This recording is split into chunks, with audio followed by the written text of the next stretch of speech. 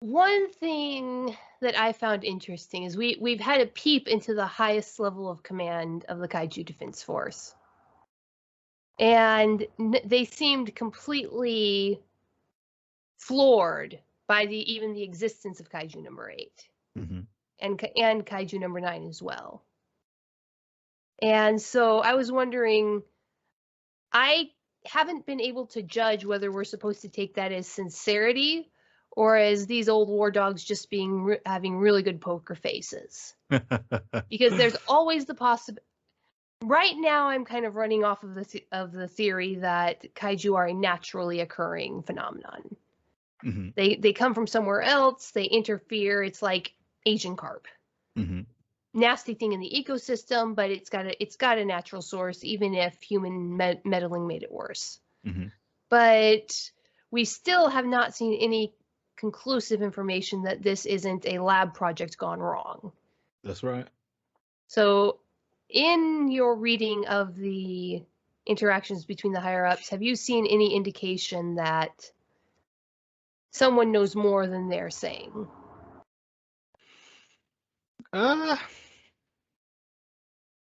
No, not personally. I haven't seen anything to make me think, oh, that person knows more than they're letting on. They all kind of had the same kind of face. Yeah, I mean, no, not personally. I haven't seen anything. They showed quite a few characters within that kind of council room. Yeah.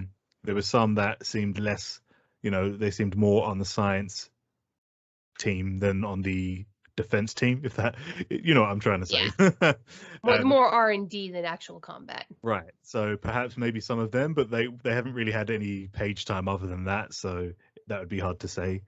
But right now, I don't know. I feel like 8 and 9 as they are have been pretty much a huge surprise. And I think everything that's kind of going on is totally new. Which would also make sense because when you look at how 9 is going after Kafka because of Kaiju number 8 and how he said that he's trying to get this power back into the hands of the Kaiju, it almost tells me like this is some kind of new process or something that hasn't been done for very long. I don't know. Kind of one more question on the same theme. The very first introduction, chapter 1, page 1, Japan is described as the basically kaiju capital of the world, Right, most yeah. attacks per capita. Mhm. Now, obviously, that is a meta reference to the fact that Japan is the birth of the kaiju genre. Of course. Do you think they're going to address the why of that in universe? I definitely think that Matsumoto has the ability to address that if they want to. Like, just from how we've seen their writing already, the display they've put on, the way they've researched, I think they'd be able to satisfactorily explain that if they wanted to. Whether they want to, I don't know. That's a different question. I feel like it would really depend on where the story is at the time.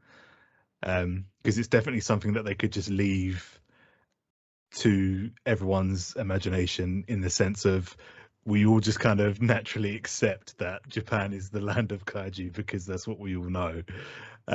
So that I feel like if they wanted to leave it that way, they could, and there wouldn't really be any repercussions from it, or no major repercussions from it. But yeah, I definitely think if they wanted to explain the how this all happened, I think they could do it in a good way. See, and that kind of heads back into Kikoru for me. Why'd she go to California for her university education if Japan is the kaiju center of the world? Well, that just gets me onto the Shinomias again. You got to keep me away from them. Well, I don't know about you, but unfortunately, I have some other things to do, so we're gonna have to wrap this up. No problem. Okay, so I've had a great time, Grim, as usual. Oh yeah, always. It's always a pleasure, Betty. Thanks for having me on. And hey, tomorrow, fresh chapter. Wait, no, today's Tuesday. No, yeah. Tuesday. Oh, you got me excited. No. Wait, no. Yesterday was Tuesday because I actually had to go out of the house to work. Isn't today Monday? Oh no, yeah, I went out of the house to work. You're right. It's Monday. Today is Monday, I had an Betty. extra outside work day yesterday. It's thrown off my entire schedule. Anyway, 3 days. 3 days. 3 more days. Thursday. This Thursday we get a new chapter. So That's right. Yeah. Exciting times. you have a great evening and talk later. Thank you. Bye. Bye-bye. Humans Are Weird, We Took a Vote, the second book of Human Absurdity, is now up and going on Indiegogo. If you follow the links below the video, you will be able to pre-order your copy of Humans Are Weird, We Took a Vote in electronic format or paperback format. Now, same as last time, everybody who orders the paperback format will automatically get the author-read version of the Humans Are Weird audiobook. And in addition, this time, I am going to announce one of my first stretch goals. If I sell 500 books, then I am going to take the money and I am going to hire the local studio to make a full-on audiobook. High quality, professional recording, professional scripting, everything. So that's going to be my first announced stretch goal. At 500 books, I am going to hire Willamina Studios to make a full-on audiobook. Everybody who orders a paperback book will get the audiobook as a matter of course if we reach that first stretch goal. All right, Humans Are Weird, We Took a Vote, the second book of Human Absurdity, available on Indiegogo. Check out the links below.